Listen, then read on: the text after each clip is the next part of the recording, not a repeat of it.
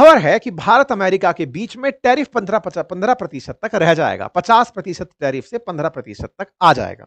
फिर से याद दिला देता हूं, ट्रंप भारत पर रेसिप्रोकल टैरिफ इसलिए लगाए थे क्योंकि भारत अमेरिका से आने वाले सामान पर बहुत ज्यादा टैक्स वसूलता था।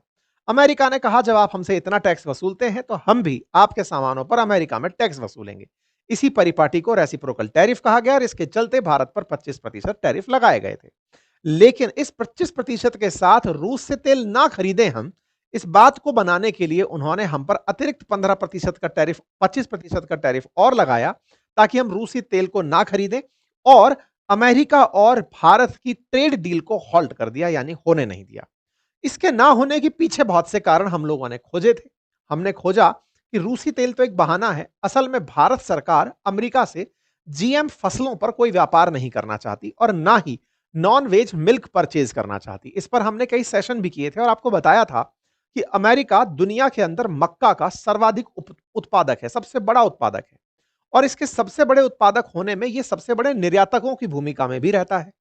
सोयाबीन और मक्का भारत की बड़ी जरूरत बनी हुई है, ऐसे में यह हमें बेचना चाहते थे। भारत ने खरीदने से इनकार कर दिया था, यह कहते हुए कि आप जीएम फसलें यानी जेनेटिकली मॉडिफाइड मक्का हमारे देश में भेजेंगे, जिससे हमारे लोगों का स्वास्थ्य खराब हो जाएगा, और दूध के नाम पर आप नॉनवेज मिल्क भेजेंगे, यानी कि आप अपनी गायों को जो वहां पर मीट मांस खिलाते हैं उसे आप वहां से दूध पैदा करेंगे और वो हमको भेजेंगे, वो हमारे लोगों के लिए धार्मिक रूप से ठीक नहीं होगा। यह कहते हुए भारत ने डेयरी उत्पाद और कृषि उत्पाद दोनों पर अमेरिका से डील करने से इनकार कर दिया था। लेकिन अब सुनने में कुछ इंटरेस्टिंग आ रहा है। इंटरेस्टिंग ये कि भारत कहीं ना कहीं इन सब चीजों के लिए तैयार हो रहा है। किन बातों के लिए तैयार हो रहा है? मक्का खरीदने के लिए और पनीर खरीदने के लिए। अब ये कहानी क्या है, इसको अब थोड़ा सा समझिएगा। देखिए, मक्का की कहानी बड़ी इंटरेस्टिंग है। कहानी यूं है कि भारत पहले मक्का का एक्सपोर्टर हुआ करता था। मतलब आप ये समझिए कि हम हर साल 3 से 4 मिलियन टन मक्का एक्सपोर्ट किया करते थे, देश में पैदा हुई मक्का को निर्यात किया करते थे। हालांकि भारत मक्का के एक्सपोर्टर्स में अच्छी भूमिका में नहीं है।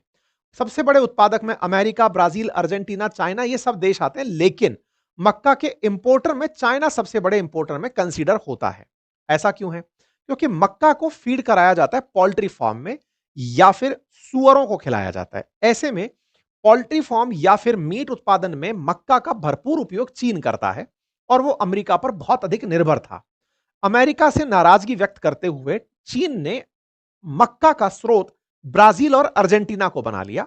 यह बात हमने आपसे पहले भी डिस्कस की थी। इससे अमेरिका के अंदर जो मक्का उत्पादक कृषक थे, जो कि काफी पावरफुल लॉबी है और वो लॉबी ट्रंप के चुनाव क्षेत्र से आती है, उन्होंने अमेरिका की नीतियों को प्रभावित किया। इसीलिए आपको याद हुआ होगा कि जब ट्रंप से शी जिनपिंग की मुलाकात होना प्रस्तावित हुई तो ट्रंप ने यह सबसे पहले लिखा कि मैं मक्का उत्पादकों के लिए और सोयाबीन उत्पादकों के लिए शी जिनपिंग से बातचीत करूंगा। हालांकि वो मीटिंग अभी भी टेंटेटिव है, हो सकता है साउथ कोरिया के अंदर वो मीटिंग हो जाए, लेकिन फिर भी उस मीटिंग के मेन एजेंडे में मक्का को रखा गया था। अब आप पूछेंगे भारत का क्या हुआ? भारत तो मक्का एक्सपोर्ट करता था। हमारे यहां पर इतनी मुर्गियां थी, इतने खाने वाले थे, तो हमारा काम चल रहा था। 50% जो उत्पादन है मक्का का, वो मुर्गी पालन में जाता है। लेकिन हाल ही में भारत ने एक स्ट्रेटेजिकल चेंज किया है। अब ये स्ट्रेटेजिकल चेंज हमने अमेरिका को खुश करने के लिए किया है या फिर हम वाकई में बहुत समझदार हो गए हैं, ये तो आने वाला समय बताएगा।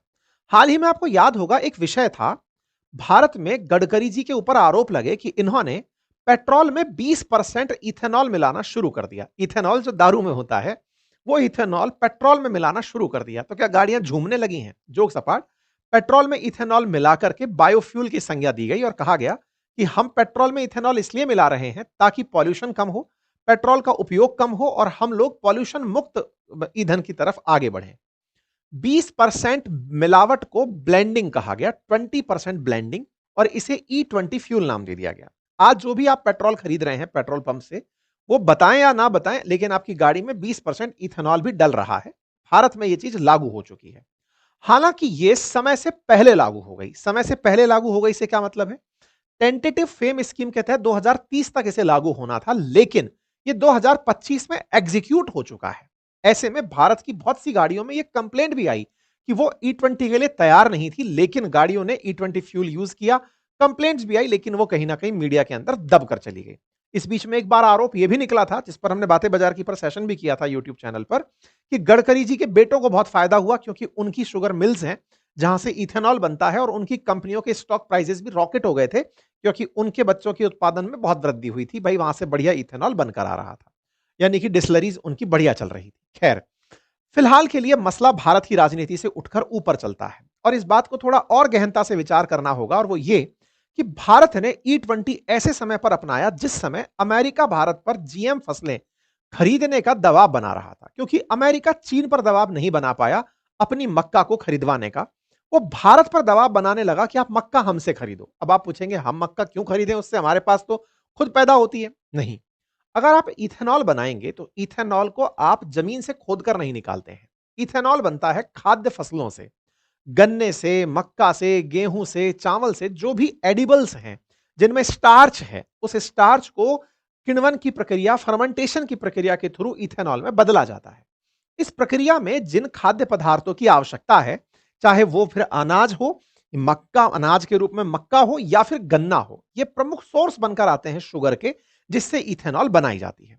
अब पॉइंट ये है कि भारत ने जैसे ही E20 अपनाया, मान लीजिए कि पूरे देश को 100 लीटर पेट्रोल की जरूरत है, तो उसमें 20% इथेनॉल मिलेगा। अचानक हमने जैसे ही अपनी पॉलिसी में परिवर्तन किया, हमारे बाजार में इथेनॉल की जरूरत डिमांड के रूप में निकल कर आई कि बाजार को इथेनॉल जरूरी है। इथेनॉल के लिए आवश्यक था गन्ना और आवश्यक थी मक्का, क्योंकि ये दो ऐसे खाद्य पदार्थ थे जो इथेनॉल उत्पादन में यूज हो रहे थे। प्राइमरीली हम लोग गन्ना यूज कर रहे थे, लेकिन गन्ना पिछली बार कम बारिश के चलते उत्पादन में कमी दे गया। ऐसे में गन्ना से इथेनॉल बनाने पर सरकार ने रोक लगा दी। इस रोक के चलते, ताकि चीनी की कीमतें ना बढ़ जाएं, मक्का को यूज किया जाना शुरू हुआ इथेनॉल उत्पादन के लिए। इंटरेस्टिंग फैक्ट है कि जहां पिछली साल तक भारत मक्का एक्सपोर्ट करता था, इस साल के बजट में हमने उसे इंपोर्ट किया है। मक्का हमारे लिए इंपोर्ट करने वाली वस्तु बन गई, हमने उसे खाद्य के रूप में इंपोर्ट किया। अब आप पूछेंगे ऐसा क्यों, क्या मुर्गियां बढ़ गई? नहीं, अब हम उस मक्का से इथेनॉल बना रहे हैं। अब यहां पर नफा नुकसान की भी बात कर लेते हैं साहब। इथेनॉल से मतलब सर मक्का से अगर इथेनॉल बन रहा है तो हम अपनी पोल्ट्री फार्म को कॉम्प्रोमाइज कर रहे हैं क्या? बिल्कुल नहीं। तो क्या हम पेट्रोल के इंपोर्ट बिल को मक्का से रिप्लेस कर रहे हैं क्या? कह सकते हो। ऐसा मैं क्यों कह रहा हूं? पेट्रोल का यानी कि क्रूड ऑयल का भाव बाजार में ज्यादा है, लेकिन मक्का जैसे खाद्य पदार्थों का बाजार भाव कम है, जिससे इथेनॉल बनाना सस्ता पड़ता है और 20% हमारी आवश्यकता इथेनॉल की पूरी हो जाती है इन खाद्य पदार्थों से। अमेरिका ने भारत में बाजार देखा। अब आप तार जोड़ते जाइए, अपने अंदर के सीआईडी के दया को जगाइए, सोचिए कि क्या भारत ने जबरदस्ती जल्दबाजी में E20 अपनाया? ऐसा मैं क्यों बोल रहा हूं? यहां जब अमेरिका भारत पर जीएम फसलों के लिए प्रेशराइज कर रहा था, क्योंकि अमेरिका में जेनेटिकली मॉडिफाइड मक्का पैदा होती है, जिस मक्का को हम पोल्ट्री फार्म में यूज नहीं कर सकते। हम अपनी मुर्गियों को इसलिए नहीं खिलाते क्योंकि वो उन मुर्गियों में जीन मॉडिफाइड अगर मक्का जाएगा तो हो सकता है मुर्गी खाने वाले लोगों के अंदर कुछ आनुवांशिक विकार हो जाएं। इसलिए ऑल्टरनेटिव रूप से उस मक्का का उपयोग यदि हम इथेनॉल में करें तो ना तो किसी जीव को असर होगा और हमारी E20 की जो जरूरतें हैं इथेनॉल की वो पूरी हो जाएंगी। अगर आप इन सारे तार को जोड़ते हैं तो आप इस पॉइंट तक भी पहुंचेंगे कि अगर इंडिया अमेरिका से मक्का मंगाना शुरू कर देता है तो भारत का एक बहुत बड़ा जो फेम टारगेट है, FAME जो योजना है, उसका टारगेट की E20 ब्लेंडिंग करेंगे, वो पूरा होता हुआ दिखता है। यही कारण है कि इथेनॉल भारत के अंदर इंपोर्ट होने लगी। यह खबर सितंबर के अंदर निकल कर आना शुरू हुई। इथेनॉल के लिए हम लोगों ने मक्का इंपोर्ट शुरू किया। हमने गन्ने की जो डिमांड है उसके ऊपर कटौती करी कि भाई गन्ना हम यूज नहीं करेंगे। ये तमाम खबरें हैं और यहां से निकल करके हमारे पास मक्का के आयात तक के रूप में हम निकल कर आए। भारत ने मक्का इंपोर्ट करना शुरू कर दिया।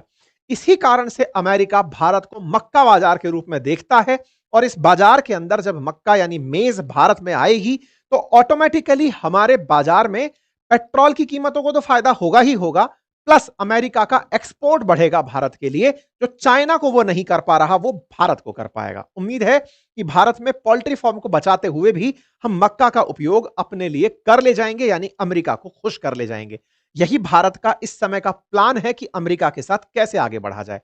बात आती है दूध की कि क्या नॉनवेज मिल्क हम यूज कर पाएंगे।